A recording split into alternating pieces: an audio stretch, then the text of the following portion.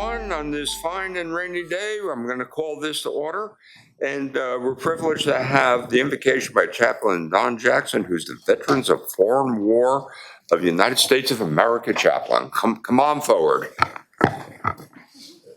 And if you are willing and able, please stand. Pray with me, please. Almighty God, we thank you for the many blessings that you bestow on us daily. We thank you for the honor of living in this great nation and this beautiful city of Virginia Beach. We give thanks that we are frequently spared the ravages of hurricanes, tornadoes, wildfires, and floods that devastate other parts of our country. We pray for our brothers and sisters who suffer such tragedies. Surround them with your love, comfort them, and give them hope. We pray that you will continue to have mercy on and bless our community. We are shocked and saddened by the political violence and violence against our school and children that have shaken this country. We ask you to intercede and end these senseless acts. Remind potential perpetrators that we all are children of God and are proudly collectively known as Americans. We long for return to a time of tolerance, acceptance, and individual respect. Lord God, we thank you for our first responders who face danger daily to keep our city safe. Be with them, bless them, and surround them with your shield of protection. We pray for our military and their families as they sacrifice to maintain our freedom and way of life. Watch over them and keep them safe. We thank you for the service of our city leaders, particularly this council. We pray for their safety in these tumultuous and violent times. May they always seek and follow your guidance in their discussions.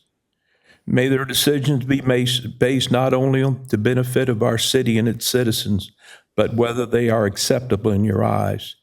Amen. Amen. Thank you.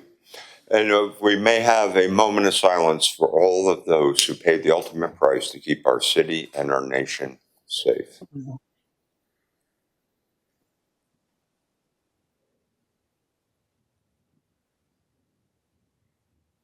Now the Pledge of Allegiance. I pledge allegiance to the flag of the United States of America.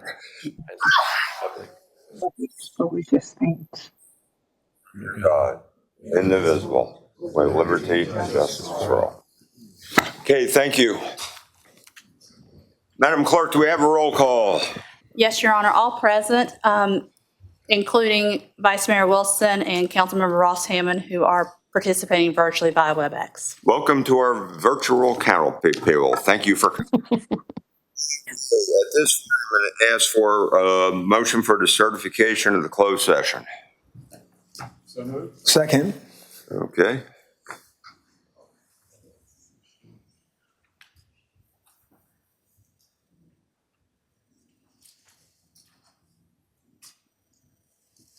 The vote is open.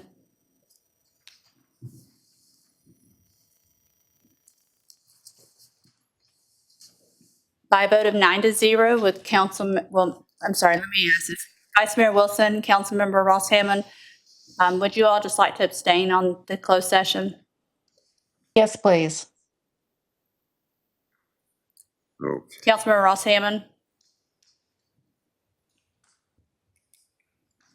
Is she there, Jamie? Yes. By a vote of 9-0 with Vice Mayor Wilson and Councilmember Ross Hammond abstaining, you have certified the closed session to be in accordance with the motion to recess. Okay, thank you. Could I have a motion to approve the minutes of the formal and informal sessions of September 2nd, 2025, and the special formal session of September 9th, 2025? So moved. Second. Okay. The vote is open.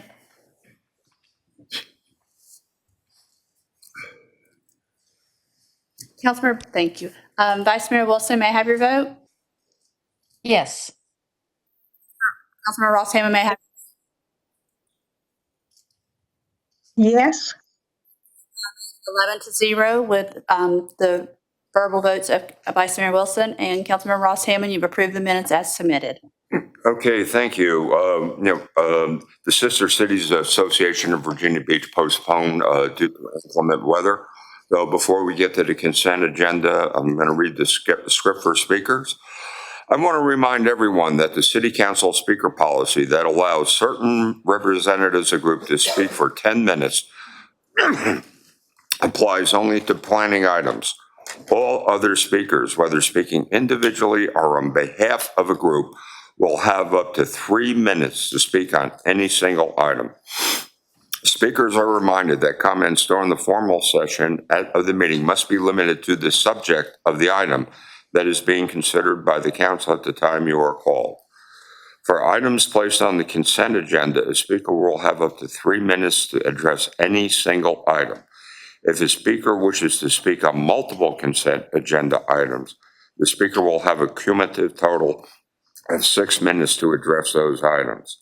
Again, the speaker must limit his or her comments to the subject matter of the items they have addressed. Finally, I call upon all speakers and all persons in the chamber to be civil in their discussion and decorum. Whatever views you hold and wish to express, the City Council wants to hear from you and to ensure that all viewpoints and all persons are respected. The best way to do this for all of us to strive for civility and respect. And Mrs. Henley, if I can ask you to do the courtesy of the consent agenda.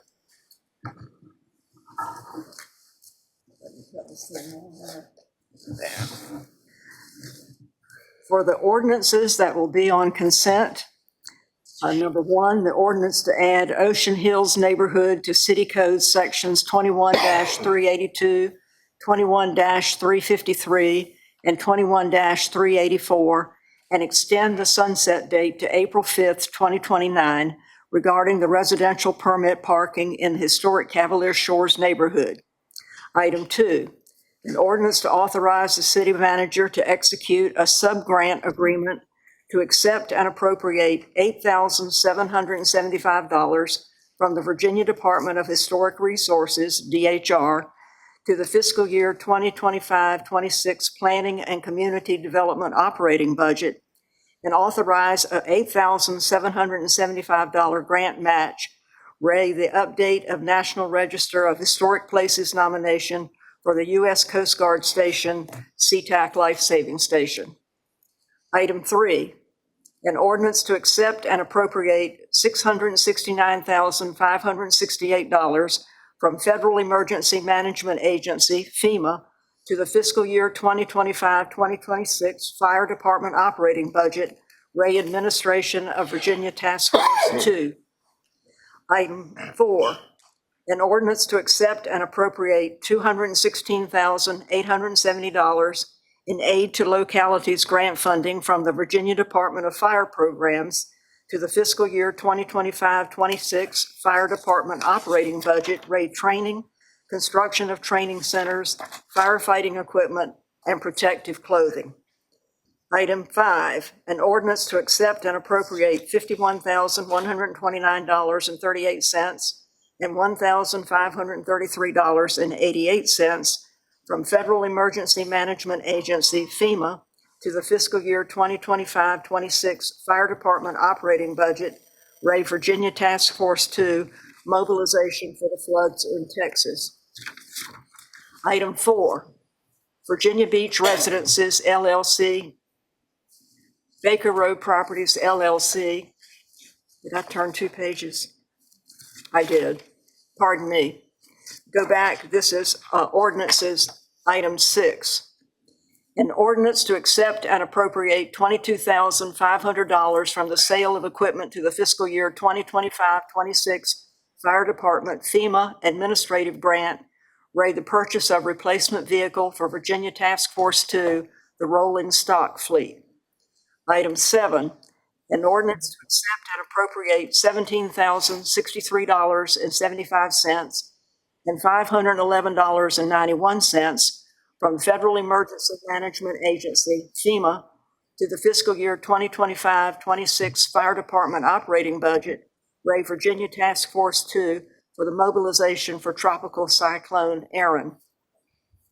Item 8, an ordinance to carry forward and appropriate $10,867,297 into the fiscal year 2025-26 operating budget, Ray purposes previously approved in fiscal year 2024-25.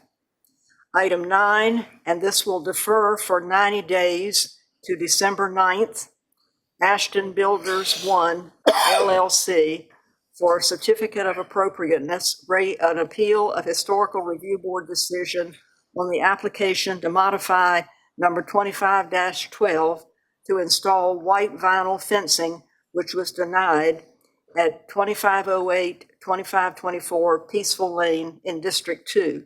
And this will allow the item to go back to the Historic Review Board for more review. I open a public hearing on planning. And these will be the planning items. Number 1, Donna D. Harris and Boris G. Drew for a variance to section 4.1B of subdivision regulations, Ray lot width at 970 Whitehurst Landing Road in District 1. Also for approval, Global Montello Group Corporation for a change in nonconformity, Ray to relocate an existing nonconforming sign at 1689 Raskin Road, and that's in District 6.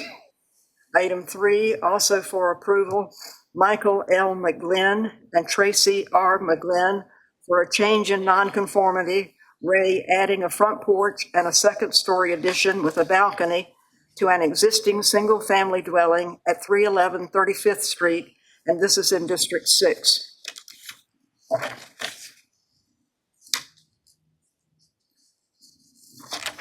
Item 4, Virginia Beach Residences LLC, Baker Road Properties LLC, for a modification of proffers to a conditional change of zoning, Ray construct a 375-unit multifamily development at 1276 Baker Road and vacant parcel north of 1276 Baker Road. This is District 4, and it had been deferred from August 12th of 2025, and this is for approval.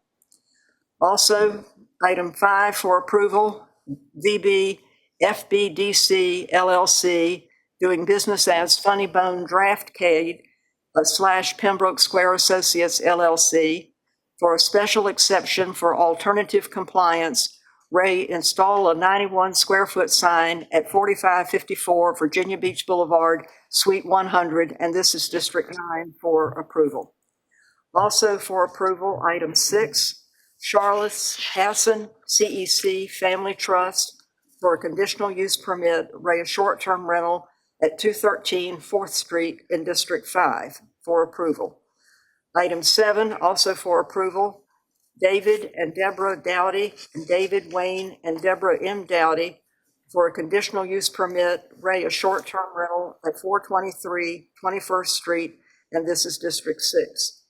Also for approval, item 8, Richard F. Davis and Richard A. Davis for a conditional use permit, Ray a short-term rental at 304 28th Street, Unit 206, and this is District 6.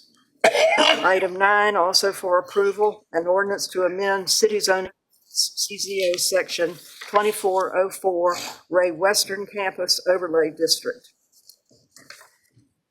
And item 10, also for approval, an ordinance to amend the city floodplain ordinance sections 1.3, 4.3, 4.10, 6.1, 6.3, and 6.7, Ray functionally dependent uses, residential construction requirements, and grandfathering, and that's for approval. We will hear item 11. So I move approval of the consent agenda as read. Do I have a second? Second. Okay, Dr. Ross Hammond, you asked to make a comment on planning item number 4. Sorry, Yes. Can you hear me? Councilmember Ross Hammond, just give us a second. Let's do the vote first and then make comments. if you Okay. don't mind. All right, let's go ahead and open the vote. The vote is open. Thank you, Madam Clerk. Councilmember Ross Hammond, may I have your vote? Yes. Have your vote. Yes.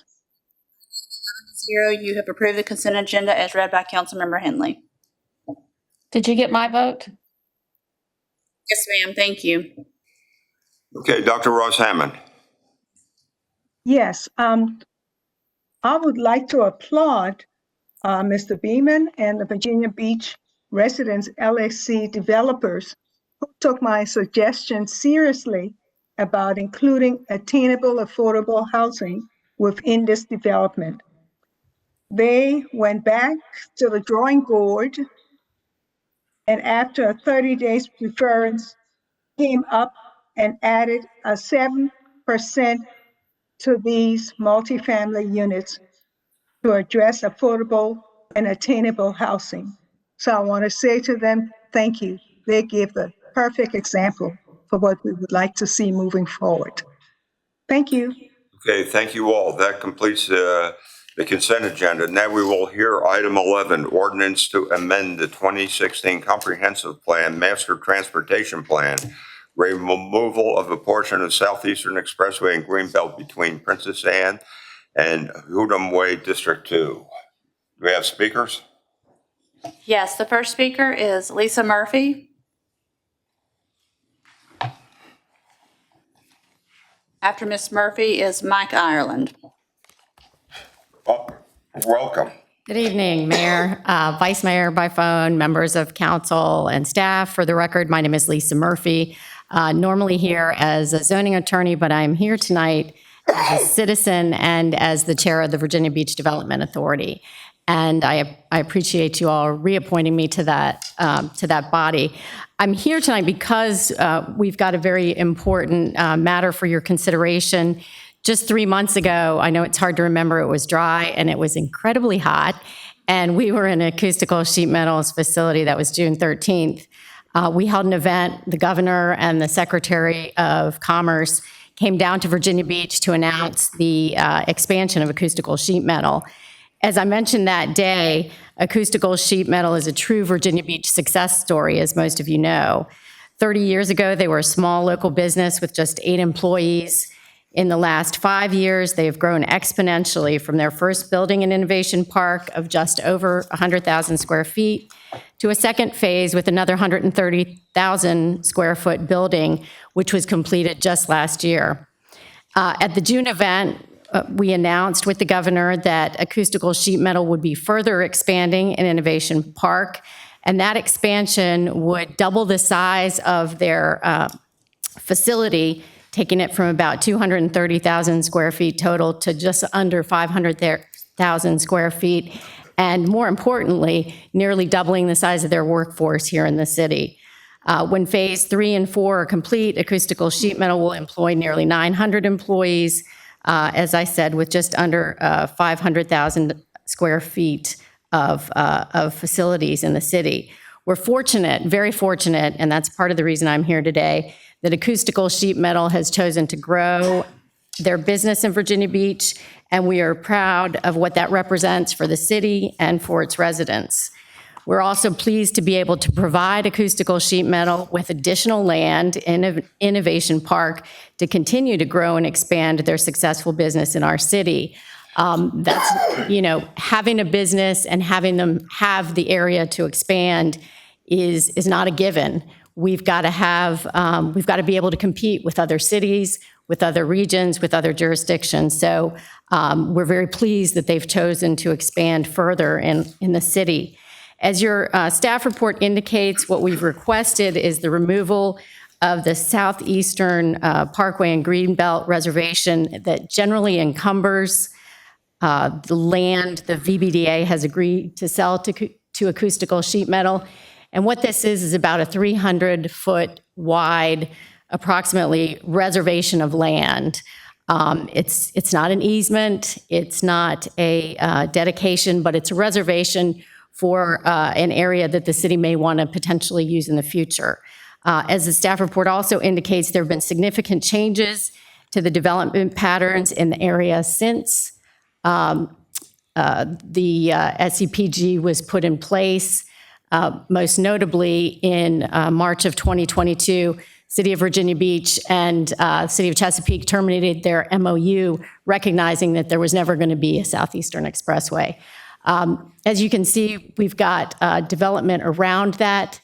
I want to point out to you, there is a BMP. So the part of what this reservation would, if it was going to provide some sort of additional trails, which we can provide in the park and along Hedon Way, it would have to cross over a rather large BMP facility. So again, as the staff report indicates, the development in the area has changed.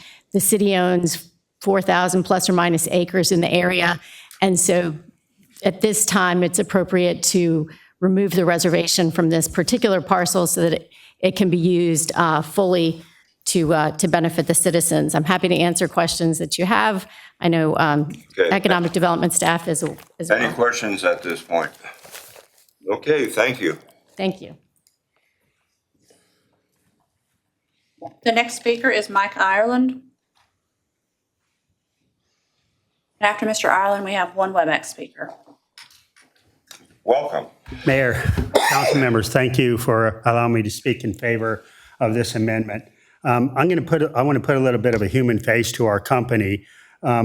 We have approximately 650 employees right now. We build and integrate large, complex industrial generator systems for on-site power generation. These systems go across the country to infrastructure and data center companies across our great nation. And we have about, like I said, 650 employees. And these employees, we hire employees with absolutely no skills at all. We have our own house training. We certify people to be welders, and we give people a step up.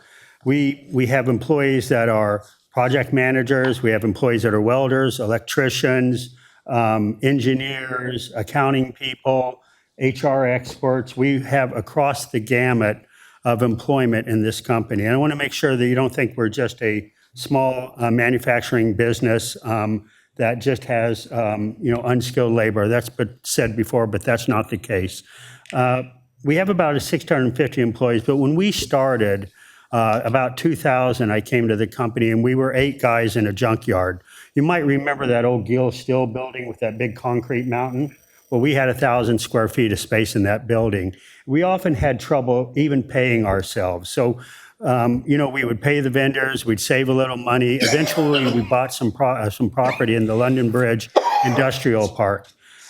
We didn't know what to do with this property, and we went to the Virginia Beach Economic Development Authority, and they showed us the way. They connected us with a banker.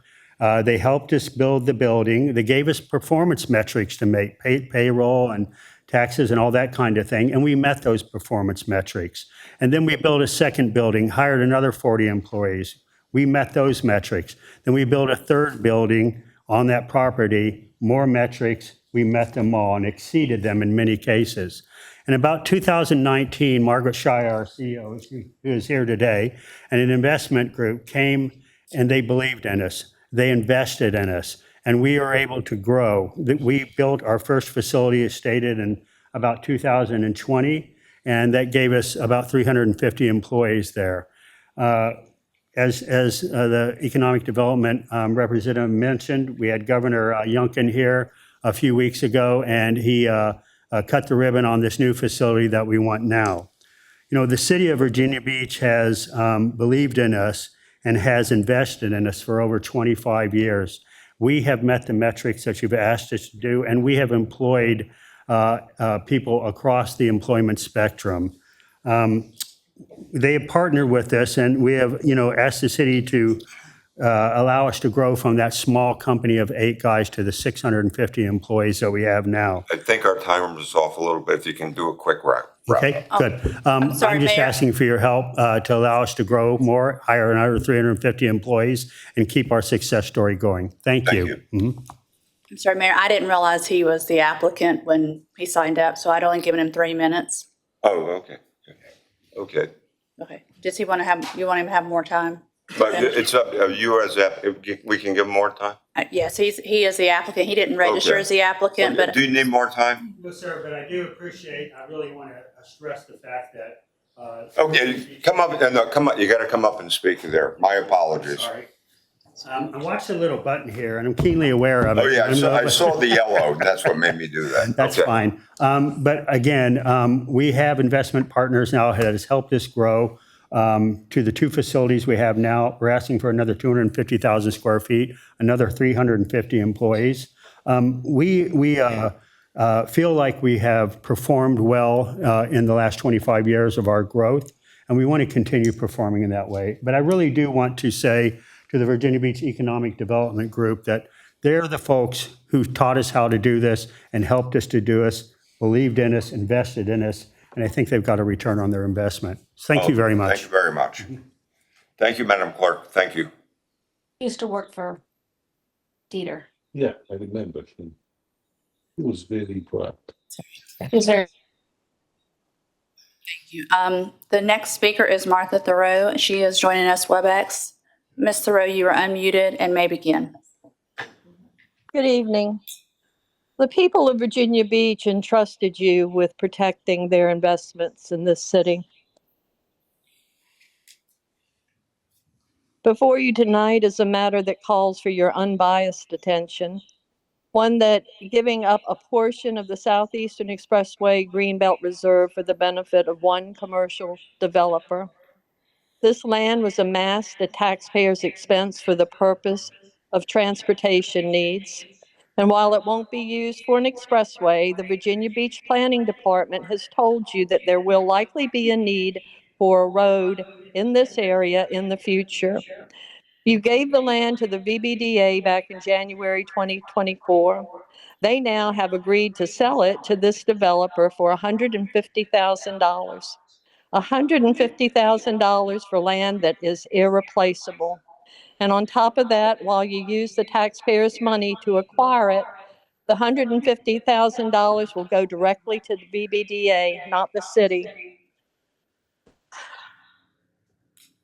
This matter was placed on a rocket docket, with the Planning Commission receiving it for review 5 days prior to their meeting.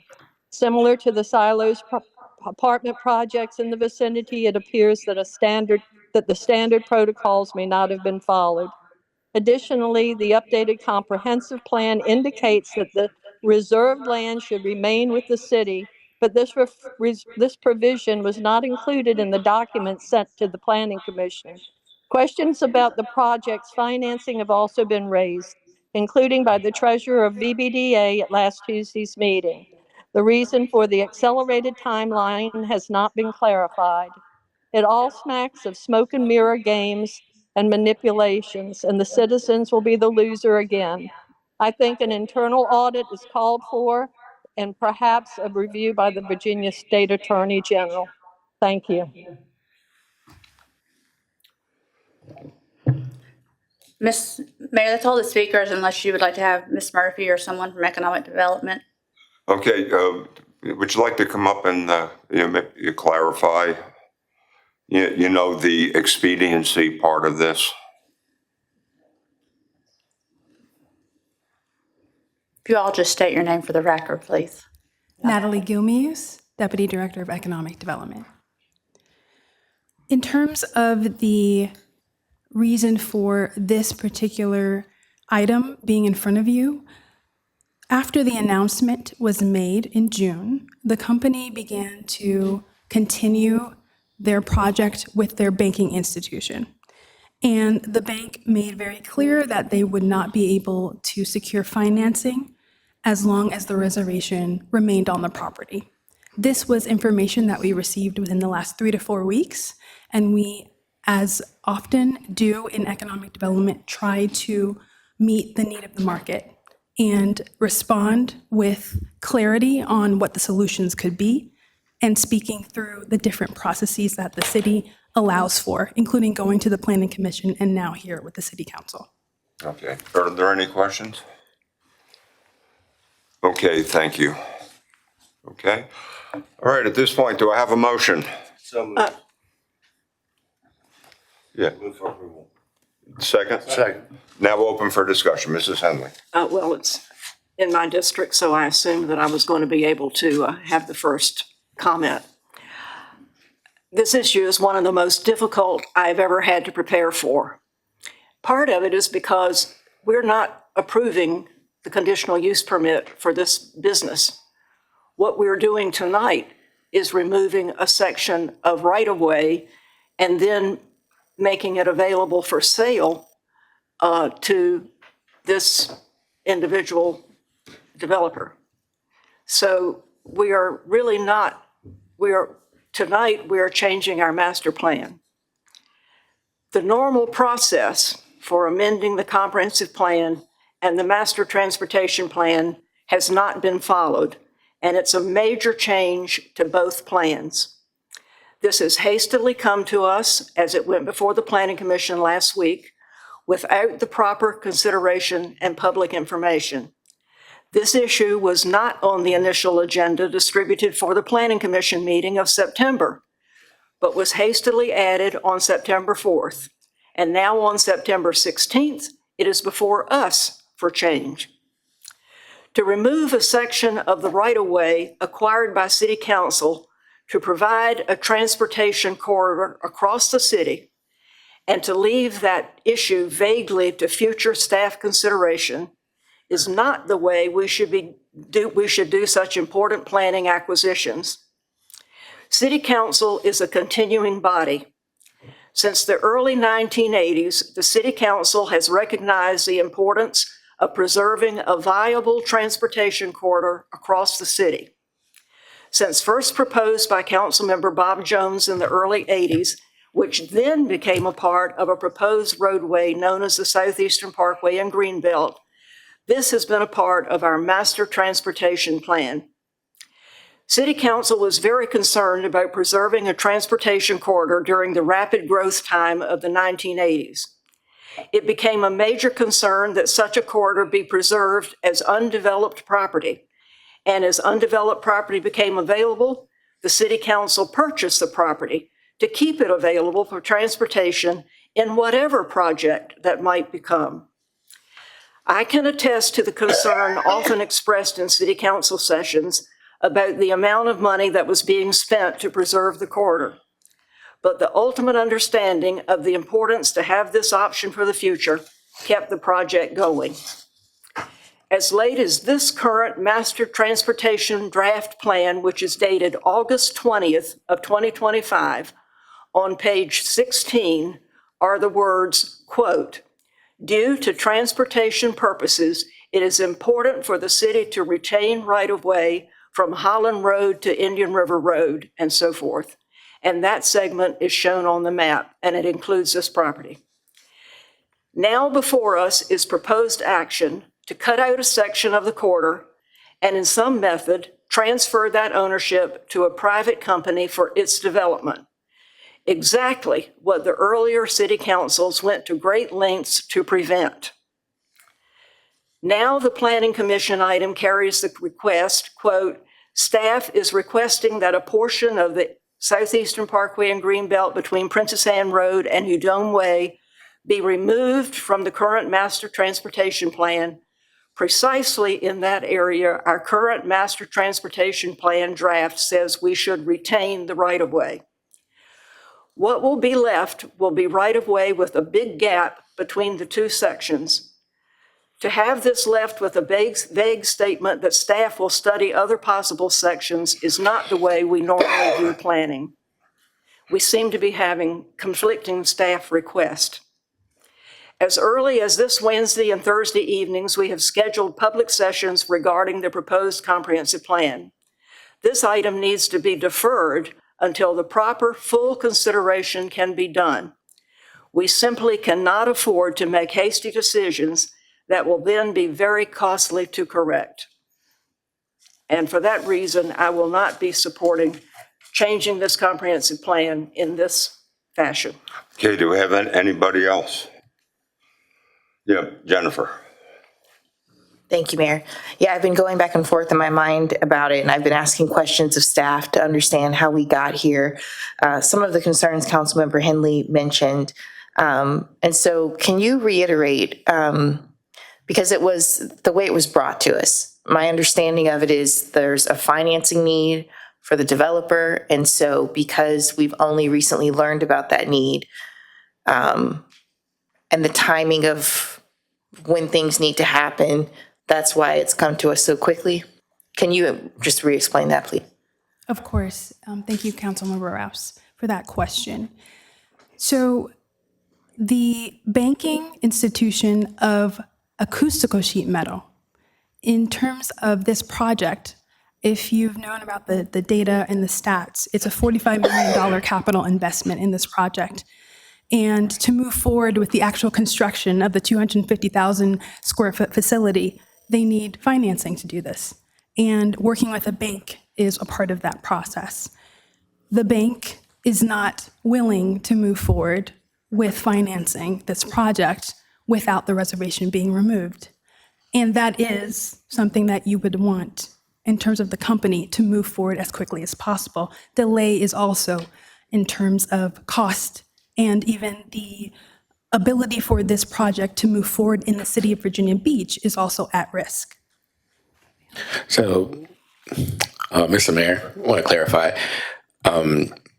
In the beginning of this process, when this conversation first started with the economic development staff and the Cusco Sheet Metal, this was discussed, but it wasn't identified as a problem at the time.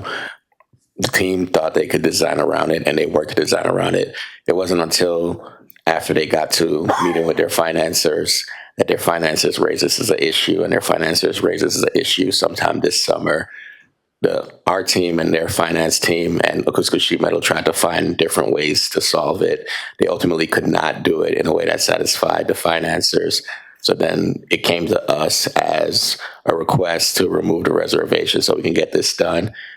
This is unorthodox in terms of the pace by which we're doing this, and that's the part that's the heartburn that's created here amongst the council and the public. But it really was simply that the Cusco Sheet Metal, in order to meet their delivery orders and their timelines and their project timelines, needed to close before the month closed, before September closed. And this is why this is here before you all. We wish this was something that we would have known in the front end, because typically when this thing happens, it's usually a 2 to 3 month process. But because of the urgency of Cusco Sheet Metal needing to meet their financing needs, it's why this request was brought for you at such a expedited pace. Okay, Josh?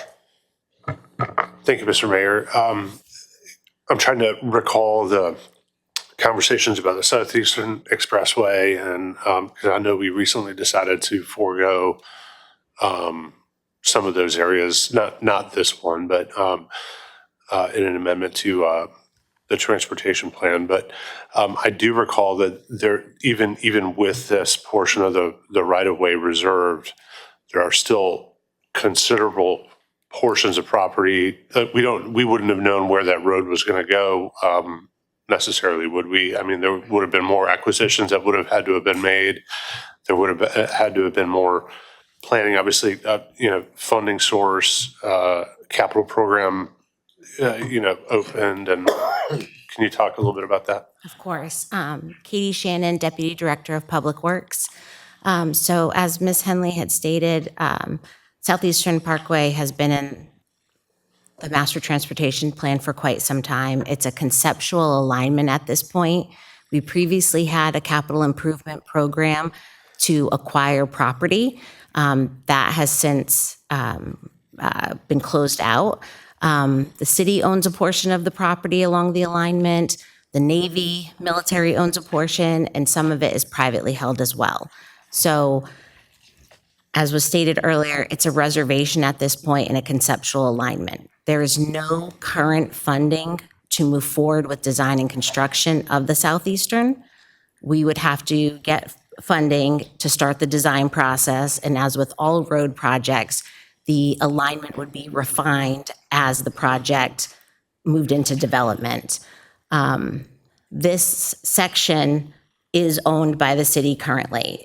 So there would be an additional cost to make that connection in the future if we extended it all the way to Holland Road right now.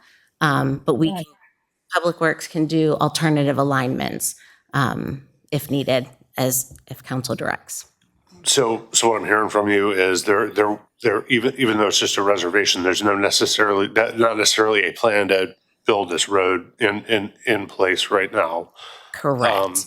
In order for us to, if we had a plan, it would still require us to assemble considerable amount of additional property, not to mention the cost to construct the road. So correct. This is decades upon decades of work. Likely.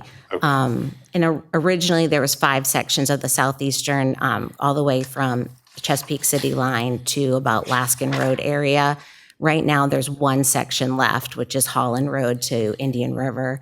Chesapeake also had a section of the Southeastern. They have chosen not to move forward with theirs.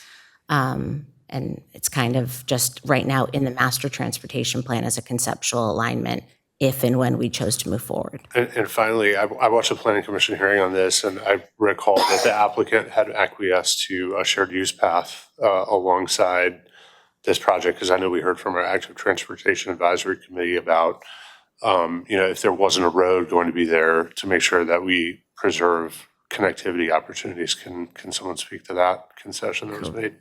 Yeah. Correct. Emily Archer, Deputy Director of Economic Development. Thank you, Councilmember Schulman. I was about to bring that up, that even if, regardless of the road coming through, there is still very much a need and concern that the active transportation plan, which also calls for a trail along the Southeastern Parkway and Greenbelt alignment, not come to fruition. The Development Authority is very committed to connectivity throughout the park. They've installed trails all around the existing acoustical sheet metal facility along Hudon Way, a new four-legged intersection with crosswalks at Princess Anne and Hudon Way. It was committed to making sure trail connections could come through in the future, but the applicant themselves, Acoustical Sheet Metal, has confirmed that they would build an 11-foot trail around the eastern southern portion of their property they're considering in lieu of the reservation, regardless, to ensure that trail connection comes through regardless of the future of the roadway. Thank you. Barbara? If I could, to the Public Works Director, you did say, when we do go forward, and I'm assuming with all of the property that the city has acquired for a road of this nature, and they're still saying in the master plan, we need to keep it. If we cut out this parcel and give it to this developer for his property, we would have to buy some more property to replace it to build the road. And so as I tried to make the point, when the city council acquired all this property, are we going to be debating this all night? Acquired this property for the roads, it was very diligent about making sure we were keeping property from developing, so we would then have to buy developed property in order to build the road. That's why we've got property that is undeveloped. So when you're looking at this to buy replacement for this, when we do want to build this road, we are constrained somewhat by the other properties that are still acquired. So how are we going to make them meet up? So, we would have to essentially do some traffic studies and look at alternative and alignments. There's a possibility that we could use Hudon Way. There would probably have to be maybe some improvements on the future on Hudon, depending on what the final typical section of the Southeastern ended up being. I believe right now it's a 2-lane road with about 115 foot of right-of-way. At this time, though, we don't have enough information. There's also, as you know, potential roadways coming in with the potential development of the ITA. And we would have to look at it holistically and see if the Southeastern needed to be still from Indian River to Holland, or if there was other alignments of it. I unfortunately do not have enough information to provide you at this point. Well, that's sort of my point, in that we really haven't investigated this enough. If we're going to start getting rid of portions of that Southeastern Parkway that we acquired many years ago at great expense, we really need to have a plan. We need to know what we're doing. And I also, okay. I was just going to say, if you could bring the visual back on the screen, because I think this will help with Councilwoman Rouse's comment and some of the questions that have come up. So not included in the master transportation plan currently is Hudon Way. If you look at that orange area, we now, as of a few weeks ago, have a signalized intersection and is it 4 lanes? 4-lane road just to the north of where this reservation is. So you've got a road all the way that continues Hudon Way that dead ends at a circle. Our proposal, which was submitted for the expansion of Innovation Park, along with our August report to City Council for the last fiscal year, included the extension of Hugh Dome Way. And if you extend Hugh Dome Way so that it dips around the BMP, which you're not going to fly over anyway, it reconnects with the rest of the reservation. So you're not giving up a segment. We actually have a road that was built that's now a signalized intersection that would provide that segment. It just goes around to the north instead of straight through.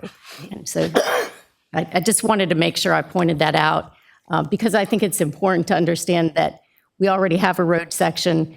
We would propose extending it, and that could provide that segment that is being released or no longer reserved across this property. So I just wanted to make sure that visual was clear. Okay, Worth? Thank you, Mayor. Thank you, everyone. So just a point of clarification, this is not a developer. It's a thriving business that wants to develop this property. It's not just any five and dime developer. So just want to clarify that. Secondly, any lending institution will want this reservation removed, not because of the availability of the company or what they're doing there, but because it just assures that this company can use this land in the future. So I can understand why the financial institution would want this reservation removed. Thank you. Yeah, Barbara.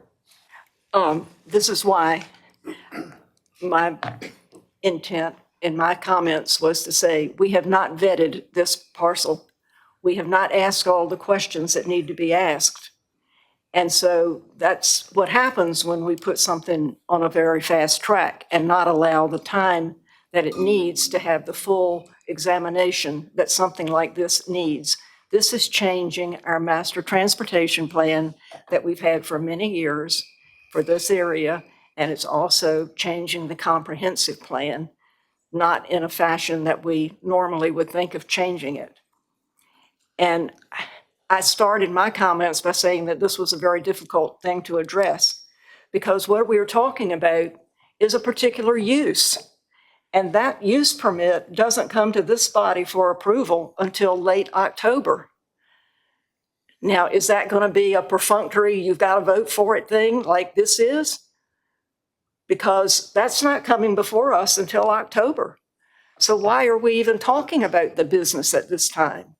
We're talking about that section of roadway on there that's labeled Southeastern Expressway. And if you look at it, it goes from the top of that line down through the orange, which now it will go to this company and will become a part of their parking lot, and then continues on through.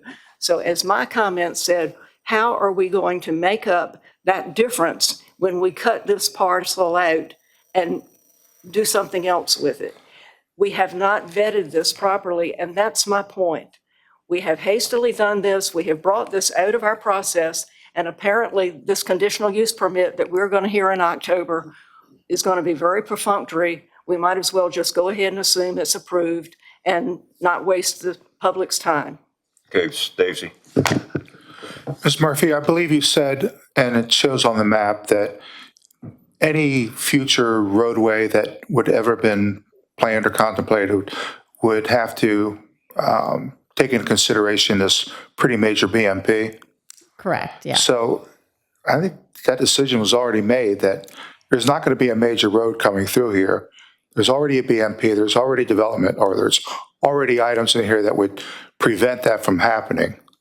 And there's already on the southern half of the reservation, there is already a Virginia Power CVAL easement. So that was one of the other potential uses of the Southeastern Expressway or Southeastern Parkway and Greenbelt was Virginia Power, but they've already got an easement running through there. So there's not really the need for that either. Thank you. Okay, let me just close out. You know, for I guess it's been 20 years that I've been on, the pleasure of being on city council. I heard about the Southeastern Expressway. And when I first got on city council in 2004, there were a lot of high hopes for it.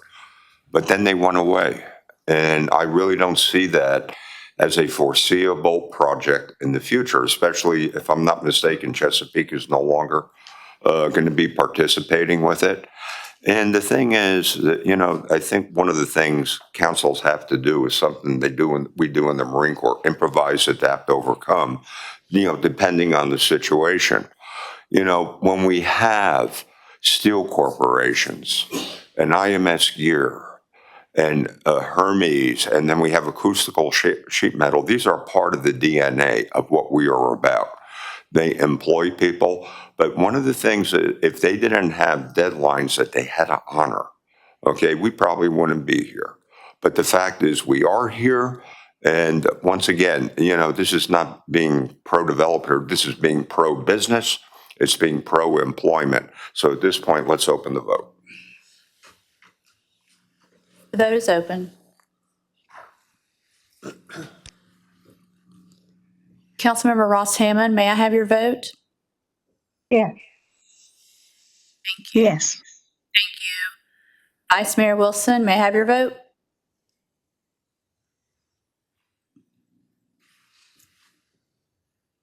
Is she there? Vice Mayor Wilson? Yes. Thank you. By a vote of 10 to 1, you have approved this ordinance to amend. Okay, thank you. Mrs. Henley, could we have the appointments, please?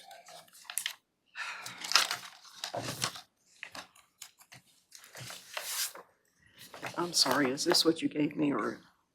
No, that's.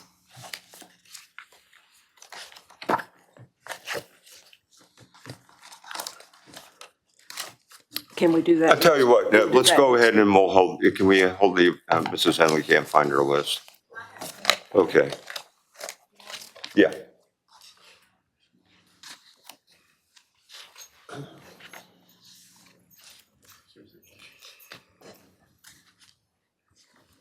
Oh, this is not what I had, okay. For Beaches and Waterways Advisory Commission, appoint Tyler Chen as a student member. For the Board of Zoning Appeals, appoint Ben Willis as the alternate member, Richard Corner as alternate member, and Natalie Borecki as an alternate member. Community Organization Grant Review and Allocation Committee, reappoint Lori Zontini. Deferred Compensation Board, appoint Wendy Hu, representing Finance. Historic Preservation Commission, appoint as student members Grayson Netter and Grace Curran. For the Historical Review Board, reappoint Bernice Pope. For the Housing Advisory Board, appoint Beth Ann Campbell, representing a citizen member, and Hannah Sabo, representing the Planning Department. Human Rights Commission, appoint Sylvia Neary Strickland. For Military Economic Development Advisory Committee, appoint Stephen Cade. For the Open Space Advisory Committee, appoint Clay Burnick, Vincent Bowers, Francis Drum, and William Fleming.